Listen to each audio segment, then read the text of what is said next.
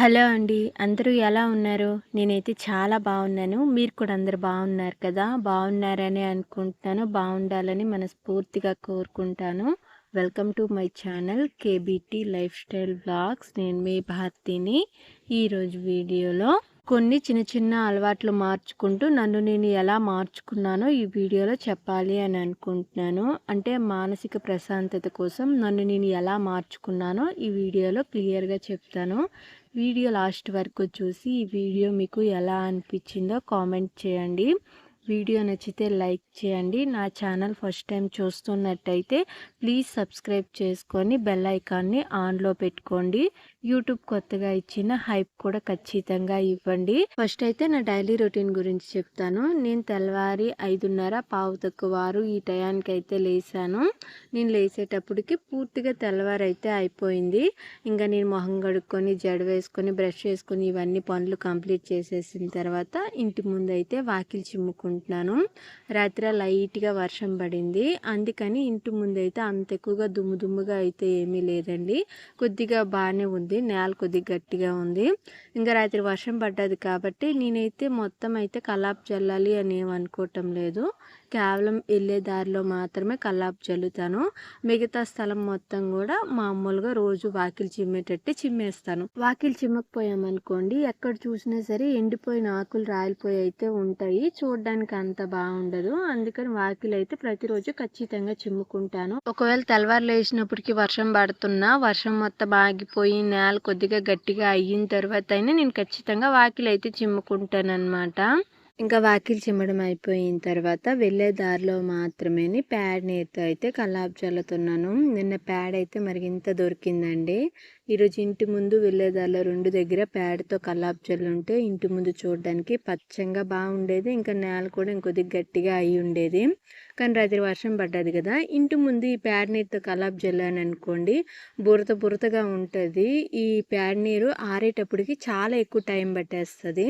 ఇంకా ఇంటి ముందు కాబట్టి చాలా ఎక్కువ సార్లు నడుస్తూ ఉంటాము. అలా బురదగా ఉంటే కొద్దిగా విసుగ్గా అనిపిస్తుంది కదా, అందుకని ప్యాడ్ ఉన్నా సరే కల్లాపు జల్లలేదు.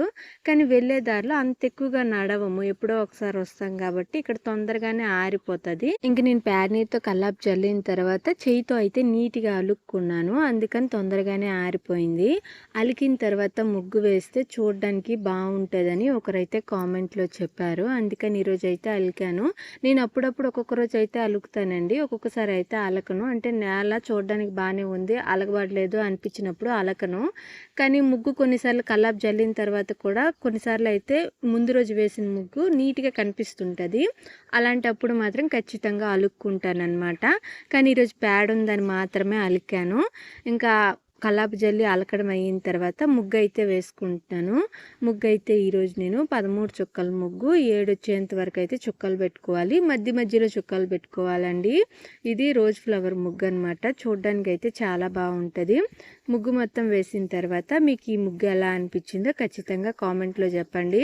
నేనైతే ముగ్గు ఎక్కడ కూడా స్కిప్ చేయకుండా మొత్తం అయితే చూపిస్తున్నాను, అంటే మీరు కూడా చూసి నేర్చుకున్నట్టుగా ఉంటుంది అనేసి మొత్తం అయితే వేసి చూపిస్తున్నానండి. ఇంకా నా మనసు ప్రశాంతంగా ఉండటానికి నేను కొన్ని అలవాట్లు నేర్చుకున్నాను అని చెప్పాను కదా, ఆ అలవాట్లు అయితే ఇప్పుడైతే మీతో చెప్తాను. అన్నిటికన్నా నేను ఫస్ట్ నేర్చుకున్న మంచి అలవాటు అయితే పొద్దున్నే తొందరగా లేయడం అయితే అలవాటు చేసుకున్నాను. ఇంతకుముందు నేను ఎప్పుడు లేచినా సరే 6-6:30 ఈ టైం అయిపోయేది, కానీ ఇప్పుడు 1 గంట ముందే లేస్తున్నానండి. 5 గంటలకే లేస్తున్నాను. మనం తెల్లవారి తొందరగా లేసామనుకోండి ఇంట్లో పనులు మనకు తెలియకుండానే చాలా తొందరగా అయిపోతాయి, తేలిగ్గా కూడా అయిపోతాయి అన్నమాట. అంటే మనం చేసినట్టుగానే అనిపించదు, చాలా తొందరగా అయిపోయి మనకి ఖాళీ సమయం చాలా ఎక్కువగా దొరుకుతుంది. ఇంకా మనసు కూడా చాలా ప్రశాంతంగా అనిపిస్తుంది అనమాట. అందుకని ఖచ్చితంగా తెల్లవారి కొద్దిగా తొందరగా లేయడానికి అయితే ప్రయత్నం చేయాలి. నేను ఈ విషయం ఒకటైతే మంచి విషయం నేర్చుకున్నానండి. ఇంకా నేను ఇంకో మంచి విషయం నేర్చుకున్నదైతే చిన్న విషయాలకి ఎక్కువగా కోపం తెచ్చుకోకుండా కొద్ది ప్రశాంతంగా ఉండడానికైతే ఈ మధ్య ప్రయత్నం చేస్తున్నాను, ఇంకా ట్రై చేస్తున్నాలేండి. అంటే నాకు చిన్న విషయానికి కొద్దిగా విసుగు కోపం అయితే కొద్దిగా ఎక్కువగానే వస్తుంది. అది కొద్దిగా కోపం తగ్గించుకొని ప్రశాంతంగా ఉండడానికైతే ఈ మధ్య ప్రయత్నం చేస్తున్నాను. ఇదైతే ఇంకా అలవాటు అవ్వలేదులేండి, అంటే చాలా రోజుల నుండి ఉండే కోపం కదా ఇది. తొందరగా తగ్గాలంటే తగ్గదు. కానీ చాలా వరకు అయితే ప్రయత్నం చేస్తున్నాను. మనం చిన్న చిన్న విషయాలకి కోపపడ్డామనుకోండి, మన పిల్లలు కూడా మందుకు చూసి వాళ్ళు పెద్దయ్యే కొద్దీ అదే నేర్చుకుంటారనమాట. అందుకని వీలైనంత వరకు ప్రశాంతంగా ఉండడానికైతే మనం ప్రయత్నం చేయాలి. నాకు కొద్దిగా ఎక్కువగానే తొందరగా కోపం వచ్చేస్తదండి. చిన్న విషయానికి తొందరగా విసిగిపోయి అయితే కోపపడతాను. ఈ విషయం అయితే చాలా వరకు మార్చుకోవడానికైతే ప్రయత్నం చేస్తున్నాను. ఇంకా ముగ్గంతా వేయడం అయితే అయిపోయిందండి. ముగ్గు మొత్తం వేసిన తర్వాత చూడ్డానికైతే ఇలా ఉంది. ఈ ముగ్గు మీకు ఎలా అనిపించిందో ఖచ్చితంగా కామెంట్లో చెప్పండి. నాకైతే బాగానే నచ్చింది ముగ్గు. మీకు కూడా నచ్చుతుందని అనుకుంటున్నాను. నేను వేసేది కూడా మీకు క్లియర్గా అర్థమైందని అనుకుంటున్నాను. ఈరోజు నేను కొద్దిగా పెద్ద ముగ్గు వేశాను. ఎప్పుడు వేసినా సరే 11 చుక్కల ముగ్గు, 9 చుక్కల ముగ్గు, 7 చుక్కల ముగ్గే వేసేదాన్ని. కానీ ఈరోజు 13 చుక్కల ముగ్గు వేశాను. అందుకని ఇంటి ముందు కొద్దిగా పెద్దగా కనిపిస్తుంది ముగ్గు. ఇంకా ముగ్గు వేయడం అయిపోయిన తర్వాత పొయ్యి అయితే అలుక్కుంటున్నాను. పొయ్యి అలుక్కొని చాలా రోజులు అయిపోయింది. నేను రోజు రెగ్యులర్గా పొయ్యి మంట వేసి నీరు కాసే పొయ్యి అయితే పర్వాలేదు, బాగానే ఉంది. కానీ నేను ఎక్కువగా వాడకుండా పక్కన ఇంకో పొయ్యి ఉంది చూసారా, ఆ పొయ్యి అయితే పెచ్చులుగా ఊడిపోతుంది. అందుకని ఇంకెందుకులా అనేసి ఈరోజు అయితే పొయ్యి అలుక్కుంటున్నాను. మన ఇంటి ముందు ఎప్పుడు కూడా ఒంటి పొయ్యి ఉండకూడదంట. ఉంటే 2 పొయ్యిలు ఉండాలి, లేకపోతే పొయ్యే లేకుండా ఉండాలంట. అందుకనేసి నాకు ఒక్క పొయ్యితోనే పని మొత్తం అయిపోతుంది. కానీ ఇంటి ముందు 2 పొయ్యిలు ఉండాలనేసి పక్కనే ఇంకో పొయ్యి కూడా వేస్తున్నాను. మట్టి పొయ్యిలు వర్షం పడేటప్పుడు ఊరకనే మొత్తం అయితే నానిపోయి పెచ్చులుగా ఊడిపోతుంది. అంటే ఈ పొయ్యిల దగ్గర అడ్డం ఏమీ లేవు కదా, పైన రేకులేమి. అందువల్ల కొద్దిగా వర్షం పడితే ఇబ్బందిగా ఉంటుంది. నేను చాలా రోజుల నుండి మా ఆయనకేమో పైన రేకులు ఏవైనా వేయమంటుంటే వేస్తాను అనుకొని టైం అలా గడిపేస్తున్నారనమాట. ఇంకా నా మనసు ప్రశాంతంగా ఉంచుకోవడానికి ఖాళీ సమయం ఉన్నప్పుడు నాకు ఇష్టమైన పాటలు అయితే ఎక్కువగా వింటున్నాను. మనకి ఇష్టమైన పాటలు వింటే మనసుకు చాలా హాయిగా అనిపిస్తుంది. ఇంకా చాలా మంచి ఆలోచనలు కూడా వస్తూ ఉంటాయి మనకు నచ్చిన పాటలు వింటే. అందుకని నాకు ఖాళీ సమయం ఉన్నప్పుడు ఎక్కువగా మంచి పాటలు అయితే వింటాను. కొన్నిసార్లు అయితే మంచి పాటలు పెట్టుకొని ఇంట్లో పనులు అయితే చేసుకుంటాను. కొన్నిసార్లు బ్లూటూత్ పెట్టుకుంటాను, కొన్నిసార్లు డైరెక్ట్గా ఫోన్ ద్వారానే బ్లూటూత్ ఏం లేకుండా వాయిస్ కొద్దిగా పెద్దదిగా పెట్టేసి అయితే పాటలు వినుకుంటూ అయితే పనులు చేసుకుంటాను. అది నాకుండే సమయం బట్టి, అంటే ఇంట్లో పనులు చేయాల్సిన సమయం బట్టి అయితే ఉంటుందిలేండి. అంటే కొన్నిసార్లు చాలా తొందరగా ఇంట్లో పనులు చేయాల్సి వస్తుంది. అలాంటప్పుడు పాటలు ఏమీ ఉండవులేండి, ఫోకస్ మొత్తం కూడా పని మీదే ఉంటుంది. ఇంకా పొయ్యి మొత్తం అలకడం అయిపోయిన తర్వాత పొయ్యి చుట్టూ అయితే ఇలా చిన్న ముగ్గులు అయితే వేసుకున్నాను. ముగ్గులు వేసిన తర్వాత చూడండి పొయ్యి చూడడానికి అయితే అందంగా ఉంది కదా.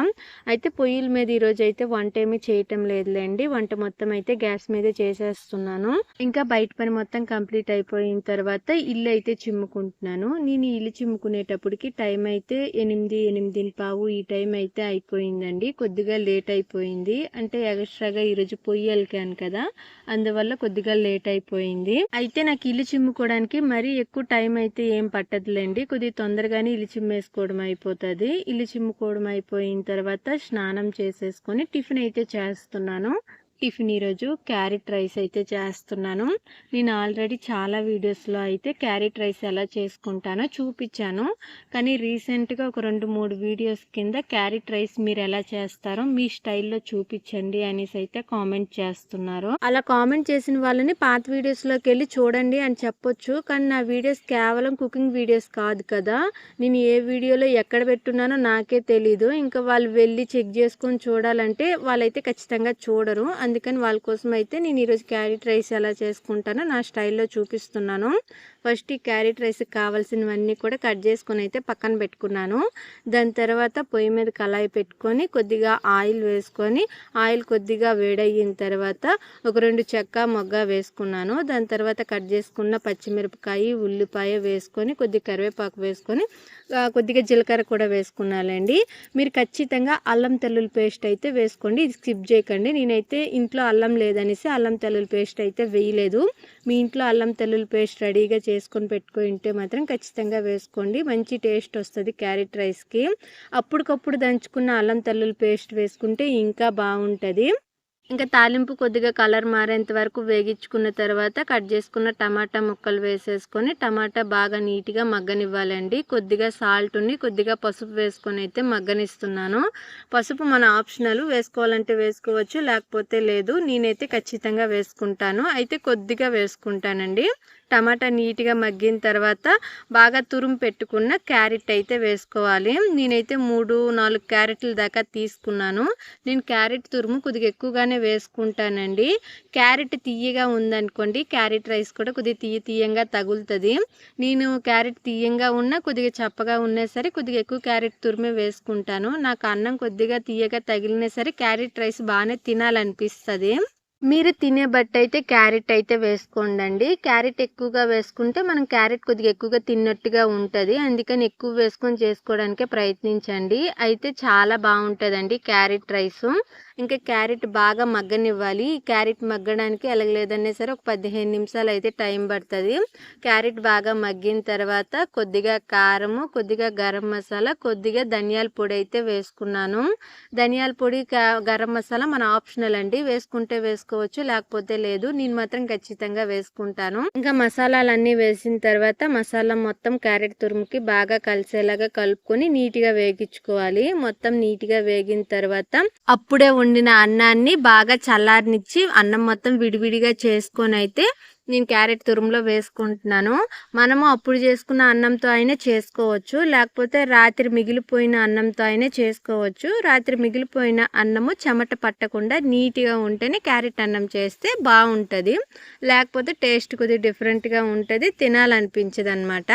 నేనైతే తెల్లవారు చేసిన అన్నంతోనే ఫ్యాన్ కింద చల్లార్చేసి దాని తర్వాత విడివిడిగా చేసుకొని అయితే చేసుకుంటున్నాను. అన్నం వేసుకున్న తర్వాత అన్నానికి మొత్తం క్యారెట్ తురుము అంతా నీట్గా కలిసేలాగైతే కలుపుకుంటున్నాను. మనము చల్లార్చిన అన్నమే వేస్తాం కాబట్టి క్యారెట్ తురుము అన్నంలో నీట్గా కలవకపోతే చేయితోనే కలిపేసుకోండి, ఏమీ కాదు. నేనైతే చేయితో కలిపేసుకుంటాను. అన్నం వేడెక్కే కొద్దీ గరిటతో కలుపుకుంటాను అనమాట. అంటే క్యారెట్ తురుము ముందు మనం వేగించుకుంటాం కాబట్టి అంత నీట్గా కలవదులేండి. ఒకసారి చేయితో కలిపేసుకుంటే ఏం కాదు.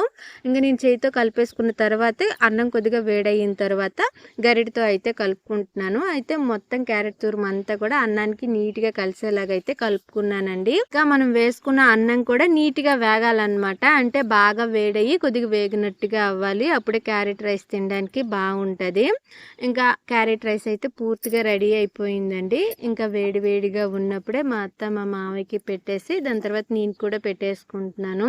కొంతమంది క్యారెట్ రైస్ వేడివేడిగా ఉన్నప్పుడే తినడానికి ఇష్టపడతారు. నాకైతే క్యారెట్ రైస్ చల్లగా అయిపోయినా తినాలనిపిస్తుంది, వేడిగా ఉన్నా తినాలనిపిస్తుంది. రెండిట్లో ఎలా ఉన్నా సరే టేస్ట్ నాకు ఒకలాగే అనిపిస్తుందండి. ఇంకా నాకు ఈ క్యారెట్ రైస్లోకి ఉల్లిపాయ నంచుకోవడం అంటే చాలా ఇష్టము. ఖచ్చితంగా ఉల్లిపాయతోనే నేను క్యారెట్ రైస్ అయితే తింటానండి. అయితే చాలా బాగా వచ్చింది. మీరు కూడా ఒకసారి ట్రై చేయండి. మీకు ఎలా అనిపిస్తుందో ఈ క్యారెట్ రైస్ ఖచ్చితంగా కామెంట్లో చెప్పండి. మీలో ఎంతమంది ఈ క్యారెట్ రైస్ ఖచ్చితంగా వారానికి ఒకసారి 2 వారాలకు ఒకసారి చేసుకుంటారో కూడా కామెంట్లో చెప్పండి. మా ఇంట్లో అయితే నేను ఖచ్చితంగా వారానికి 2-3 సార్లు అయితే అలా అయినా చేస్తాను. ఎందుకంటే మా బాబు చాలా ఇష్టంగా తింటాడు ఈ క్యారెట్ రైస్, అందుకని చేస్తాను. ఇంకా టిఫిన్ తినడం అయిపోయిన తర్వాత వంట అయితే చేసుకుంటున్నానండి. మధ్యలో కొన్ని పనులు నీరు వచ్చాయి, నీరు పట్టేసుకున్నాను. ఇంకా చిన్న చిన్న పనులు ఉంటే అవన్నీ పూర్తి చేసేసుకొని మధ్యాహ్నం 11 ఈ టయానికి అయితే మధ్యాహ్నం కోసం వంట చేసుకుంటున్నాను. ఈరోజు కూర అయితే ఆకుకూర పప్పు అయితే చేసుకుంటున్నాను. సిర్రాకు అండి, సిర్రాకుతో పప్పు కూర చేసుకుంటే చాలా బాగుంటుంది. ఫస్ట్ అయితే నేను కందిపప్పు కొద్దిగా వేసుకొని అయితే నీట్గా కడిగేసుకొని ఒక 2 విజిల్లు వచ్చేంత వరకు ఉడికించుకుంటున్నాను. పప్పు కొద్దిగా ఉడికిన తర్వాతే కట్ చేసుకున్న ఆకుకూర, టమాటా, ఉల్లిపాయ, పచ్చిమిరపకాయ వేసుకొని అవి కూడా మెత్తగా ఉడికించుకుంటారనమాట. కొంతమంది అన్నీ ఒకేసారి వేసుకొని ఉడికించేసుకుంటారు, అంటే పప్పుతోనే కలిపేసి అయితే ఉడికించుకుంటారు. నాకెందుకో అలా వండితే టేస్ట్ కొద్దిగా డిఫరెంట్గా ఉంటుంది అనిపిస్తుంది. అందుకని ఫస్ట్ పప్పు ఉడికించుకొని దాని తర్వాత అయితే ముక్కలన్నీ వేసుకొని అయితే పప్పు చేసుకుంటాను. ఆకుకూర తినడం వల్ల కూడా ఆరోగ్యానికి అయితే చాలా అంటే చాలా మంచిదండి. వారానికి ఒకసారైనా 2 సార్లు అయినా సరే ఖచ్చితంగా ఆకుకూర అయితే తినాలి. అది తాలింపైన చేసుకొని తినొచ్చు, లేకపోతే పప్పుకూర ఇలా ఇప్పుడు నేను పప్పుకూర చేస్తున్నాను కదా, ఇలా పప్పుకూర అయినా చేసుకొని తినవచ్చు. ఎలా తిన్నా సరే ఆకుకూర అయితే ఆరోగ్యానికి చాలా మంచిది. ఇంకా తినలేకుండా టేస్ట్ డిఫరెంట్గా ఏం కూడా ఉండదండి, తినగలము ఆకుకూర నీట్గానే. నాకైతే ఆకుకూరతో ఏం చేసినా సరే ఇష్టంగానే తింటాను. ఇంకా పప్పులో కట్ చేసుకున్న ఆకుకూర, టమాటా, ఉల్లిపాయ, పచ్చిమిరపకాయ వేసుకున్న తర్వాత కొద్దిగా వాటర్ వేసుకొని, కొద్దిగా పసుపుని, సాల్ట్, కొద్దిగా చింతపండు వేసుకొని అయితే మొత్తం నీట్‌గా కలిపేసుకొని, మళ్ళీ కొద్దిగా వాటర్ వేసుకొని అయితే మూత పెట్టేసుకొని 2 లేదా 3 విజిల్లు వచ్చేంత వరకు ఉడికించుకుంటాను. దాని తర్వాత తాలింపు పెట్టేసుకుంటే అంతేనండి. సింపుల్‌గా ఆకుకూర పప్పు చేయడం అయితే రెడీ అయిపోతది. చాలా సింపుల్‌గా చేసుకోవచ్చు. కుక్కర్‌లో అయితే చాలా తొందరగా అయిపోతది. కుక్కర్ కాకుండా దబ్బర్లో పెట్టి చేస్తే మాత్రం కొద్దిగా లేట్ అవుతుందండి. కందిపప్పు ఉడకడానికి చాలా టైం పడుతుంది. ఇంకా ఆకుకూర ఇవన్నీ వేసి ఉడికించుకోవడానికి ఇంకా టైం పట్టేస్తుంది కదా. అందుకని మ్యాక్సిమం ఇలాంటి పప్పు కూరలు ఏవైనా సరే కుక్కర్లో వేసుకొని చేసుకుంటేనే చాలా తొందరగా అయిపోతుంది చేసుకోవడము. ఇంకా కూర ఉడికిన తర్వాత తాలింపు అయితే పెట్టేసుకున్నాను. తాలింపుకైతే ఆవాలు, జీలకర్ర, పచ్చిమిరపకాయని, ఉల్లిపాయ వేసుకొని అయితే తాలింపు పెట్టుకున్నాను. కొద్దిగా కరివేపాకు కూడా. ఇంకా తాలింపు వేగిన తర్వాత పప్పుకూర తాలింపులో వేసేసాను. ఇదిగోండి పప్పుకూర అయితే ఇలా వచ్చింది. టేస్ట్ అయితే చాలా బాగుంది. ఇంకా వంట మొత్తం అయిపోయిన తర్వాత గిన్నెలు అయితే దోముకుంటున్నాను. నేను ఈ గిన్నెలు దోముకునేటప్పటికి టైం అయితే 12:30 పావు తక్కువ 1 గంట ఈ టైం అయిపోయింది. గిన్నెలు దోమడం అయిపోయిన తర్వాత తిన్నాము. తిన్న తర్వాత కొద్దిగా బట్టలు ఉంటే బట్టలు ఉతికేసుకున్నాను అనమాట.